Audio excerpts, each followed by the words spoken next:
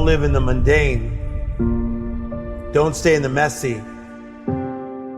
Don't stay in the madness, but make room for the miracles.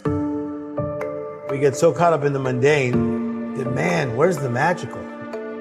When we were kids, it was like, can we play? No, but you got to clean your room. But then can I play? Remember, we were always looking for magic.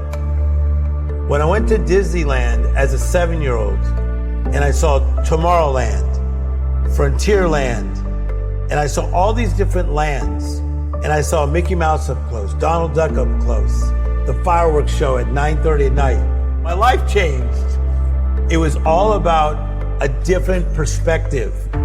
From Compton, California, and the things I saw there, going to Disneyland, it was literally only like 40 miles away.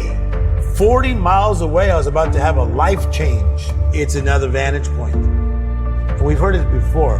Mindset is mind to set. Your mindset is mind to set. You begin to see those things that have not yet happened as though they're possible.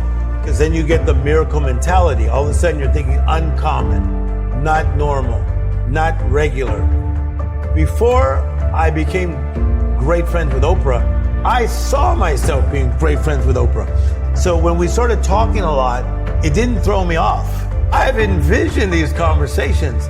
I saw it before it even happened. It's a destiny, it's a faith, and it's the power of the imagination.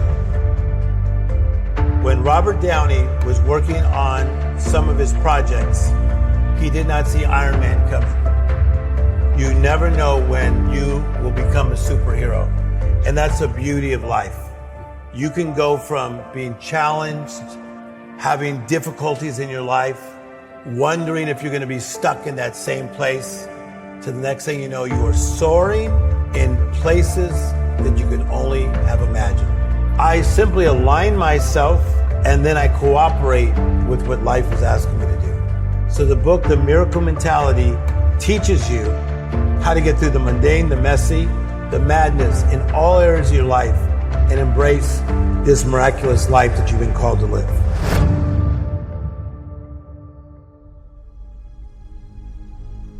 I don't see anybody as different.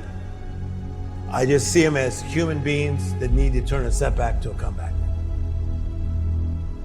Part of problem solving is you have to listen first, and a lot of people don't listen. They're just looking to try to fix somebody or give an answer. So when somebody has a setback, what happens to them, most times they go very singular. They go really inward. So if they go through a divorce, they go very inward, or they lost their job, they go inward. Anxiety or depression, pandemic, they go very inward. But when you have a setback, the first thing you got to do is you got to become awake. You got to become conscious, and you got to say, oh my gosh, we're in the middle of a pandemic and we may need to be locked down for a month. A month turned into another month and then to over a year, right?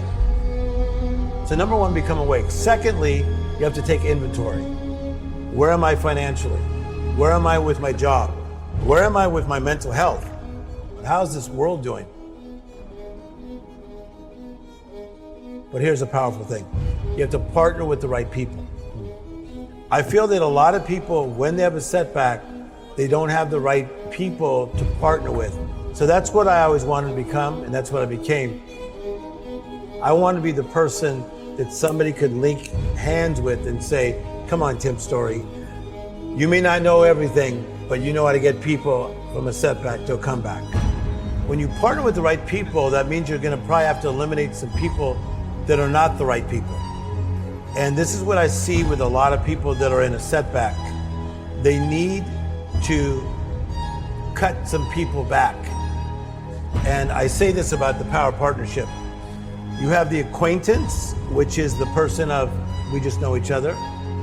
Secondly, you have the partner that's more intimate. And then the third level is what I call the green room. The green room is that place that you go to that you are allowed to invite who you want in that green room. But they better be people of power, people of substance, people of a similar mindset and a mood set and motives that really strengthen you. Mindset to me is it's a perspective, it's a point of view, it's another vantage point. It's about in the midst of the mundane, the mess, and sometimes the madness that we can get back to magical living. I think you got to prosper where you're planted. Like if you are a freshman in college, prosper where you're planted. Don't always be looking at what I'm going to do when I'm going to graduate. Be in your freshman year. Be present in your sophomore year. Be present in your junior year. Present in your senior year. So as you prosper where you're planted, you're going to love this. And you build your spot. Life will put the spotlight on your spot.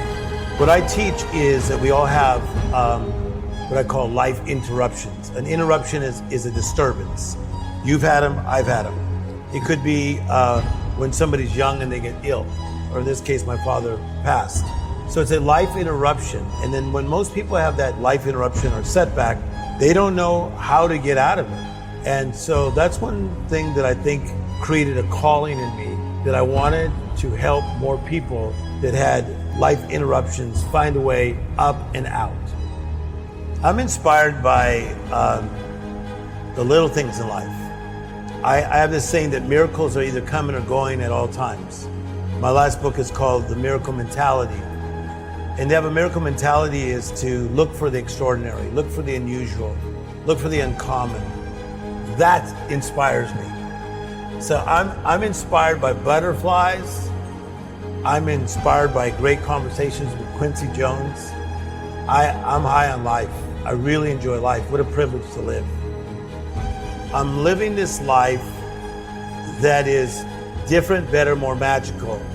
And every week of my life, I really go back to the innocence of my childhood. I go back to Motown music, the Jackson 5, Stevie Wonder, Smokey Robinson, because it clicks me back to little Timmy from Compton. Mindset is a different perspective. And that perspective, from what I understand, it doesn't just change your vantage on the world or your perspective, but it can shift how you show up. You begin to see those things that have not yet happened as though they're possible. A lot of people, they just think about manifesting something, but in the law of the harvest, I teach you got to plow the ground, you got to plant the right seed, then you got to water the seed, which is repetition, and then you'll reap the harvest. And I feel that some people, they get really frustrated in the plowing, the planting, and the watering, but they don't realize that payday's on its way. Prosper where you're planted. Life will put the spotlight on your spot.